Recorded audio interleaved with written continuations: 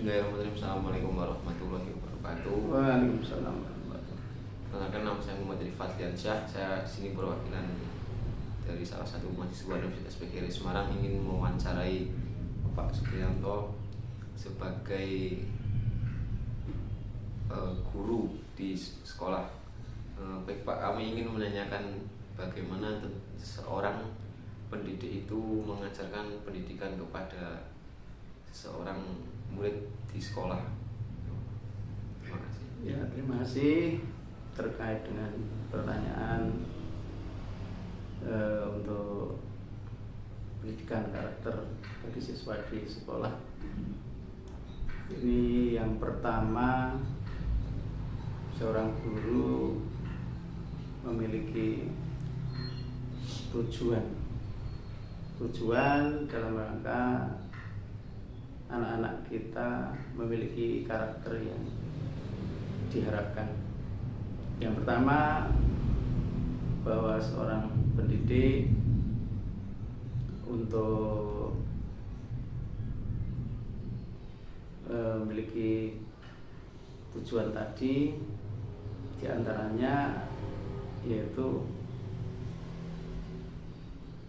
guru ingin menumbuhkan karakter siswa. Karakter siswa utamanya, karakter ini nanti akan bisa menumbuhkan segala bentuk kegiatan di sekolah maupun di rumah. Yaitu yang pertama, seorang guru harusnya memiliki tujuan yang pertama adalah bahwa nanti karakter siswa ini bisa berhasil jika akan bisa merubah sikap atau perilaku dari siswa itu sendiri. Itu tujuan pertama, jadi bisa merubah sikap yang sudah baik menjadi lebih baik, yang belum baik akan menjadi baik.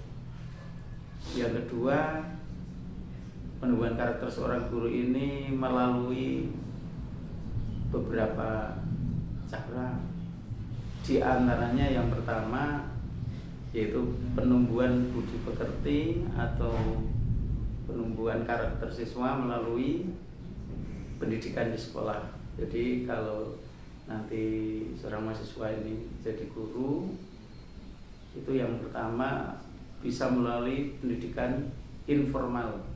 Informal itu bisa kalau yang guru mata pelajaran di sekolah atau guru kelas atau guru olahraga atau guru agama, berarti penumbuhan karakter ini bisa dilakukan dalam pembelajaran informal.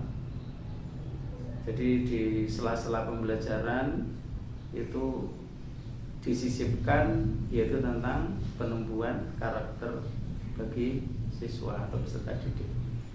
Kemudian yang kedua bisa melalui ekstrakurikuler. Jadi kalau tadi pembelajaran itu formal, berarti antara jam 7 sampai jam 14, atau kalau mapel ya 2 jam pelajaran atau 1 jam sesuai dengan tugas dari kepala sekolah.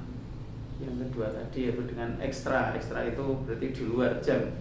Berarti di luar jam bisa jam 2:30, jam 4, atau waktu khusus untuk ekstra. Ini berarti pembelajaran ekstra ini bisa dengan penumbuhan karakter siswa. Nah, karakter ini sesuai dengan tujuannya, berarti guru harus mengetahui ini karakter ini mau dibawa kemana. Oh, karakter ada banyak sekali, diantaranya yang diketahui seperti karakter religius, karakter tanggung jawab, karakter kreatif, inovatif, kemudian karakter kemandirian, dan banyak sekali. Nah, ini tujuan kita. Jadi seorang guru tadi melalui informal atau ekstra, berarti kalau ini untuk merubah sikap perilaku dalam tentang yang menyangkut dengan peribadatan, berarti karakter religius. Kemudian kalau tanggung jawab berarti ya nanti dalam pembelajaran atau ekstra berarti tentang tanggung jawab melihat tugas, PR, terus kemandirian, berarti misal mengerjakan tugas itu berarti tidak mencontek atau tidak tidak kerjasama, ini berarti nah itu. Tapi nanti ada karakter gotong royong, berarti ketika nanti ada pembelajaran yang menyangkut tentang gotong royong berarti kita tujuannya gotong royong. Ini jadi tadi yang pertama melalui kegiatan yang pokok, yang intrakurikuler, yang kedua ekstrakurikuler, kemudian yang ketiga penumbuhan karakter seorang guru ini melalui pembiasaan. Nah, pembiasaan ini yang harus ditekankan seorang pendidik. Pertama di sekolah misalnya sebelum pembelajaran berarti seorang guru harus mengajar untuk berdoa terlebih dahulu. Nah, ini berarti sudah menumbuhkan pembiasaan karakter religius. Kemudian sebelum masuk kelas atau mau ke kegiatan berarti untuk berbaris. Ini nanti ketika ada yang memimpin baris, kemudian hormat, kemudian masuk satu persatu, ini berarti suatu bentuk tanggung jawab seorang yang dipilih untuk memimpin. Berarti yang lain juga tanggung jawab sebagai yang dipimpin. Ini berarti itu. Kemudian juga bisa pembiasaan dengan membaca bagi yang beragama Islam berarti Asmaul Husna. Nah, ini juga pembiasaan karakter religius. Dan seorang guru akan menumbuhkan karakter tentang hidup bersih. Nah, berarti anak-anak dibiasakan tidak ada sampah satupun dalam dalam kelas. Jadi kalau ada sampah langsung dibersihkan, dimasukkan di tempat sampah. Ini adalah bentuk seorang guru dalam membiasakan yaitu karakter hidup sehat itu.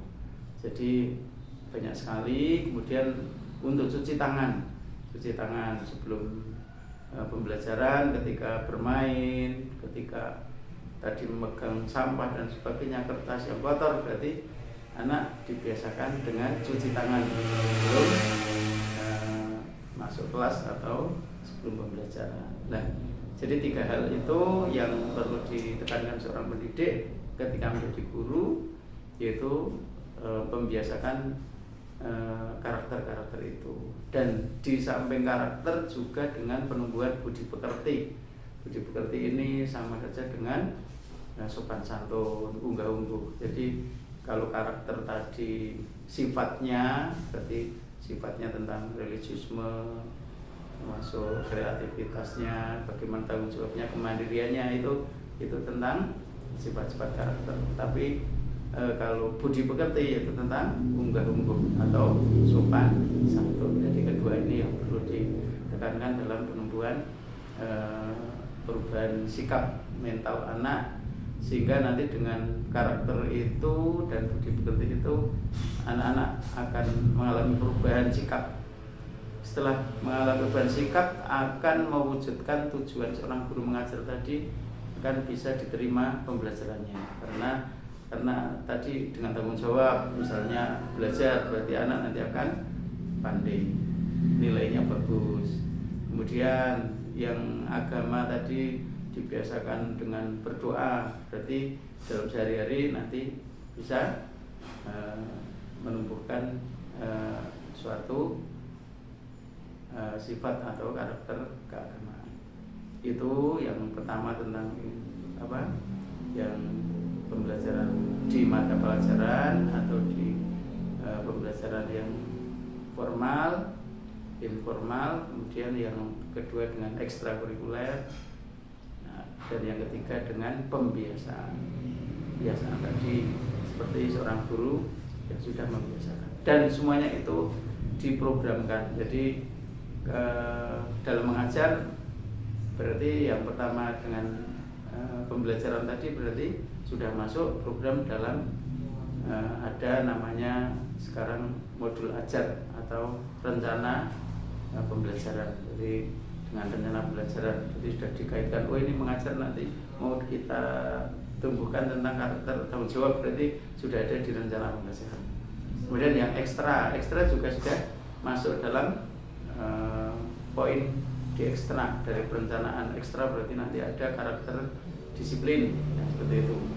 Kemudian yang ketiga pembiasaan juga ditulis, berarti seorang guru harus menulis kesepakatan kelas, ditulis dipasang bahwa di kelas sekolah bapak atau ibu guru berarti sudah ditulis dan dipasang, dibaca oleh siswa, berarti tentang karakter tadi. Misalnya sebelum masuk harus berbaris, sebelum pelajaran harus berdoa dan sebagainya. Ini itu sebagai guru. Mungkin ada pertanyaan yang lain. Ini penjelasan terkait dengan penumbuhan karakter. Baik Pak, untuk pertanyaan selanjutnya, mungkin untuk mengatasi sebuah kasus bullying itu respon Bapak itu bagaimana? Nah, itu juga bullying itu terjadi karena anak-anak belum memahami atau anak-anak belum terbiasa dengan pembudidayaan atau penumbuhan budi pekerti atau karakter tadi. Contohnya ketika menumbuhkan budi pekerti itu ada budi pekerti yang menyangkut dengan diri sendiri, ada yang menyangkut kepada Sang Pencipta. Kalau yang beragama Islam berarti kepada Allah. Kemudian ada yang menyangkut kepada orang lain. Nah, jadi tadi budi pekerti itu kan melalui berbagai hal. Satu dengan Tuhannya, yang kedua dengan diri sendirinya, yang ketiga dengan orang lain, yang ketiga dengan lingkungan alam. Nah, dengan bullying ini dilakukan oleh anak-anak karena anak-anak belum terbiasa memahami dan bahkan menerapkan yaitu tentang penumbuhan budi pekerti tadi, yaitu mengambil yang ketiga, yaitu tentang apa? Tentang yaitu kehidupan bersama dengan orang lain.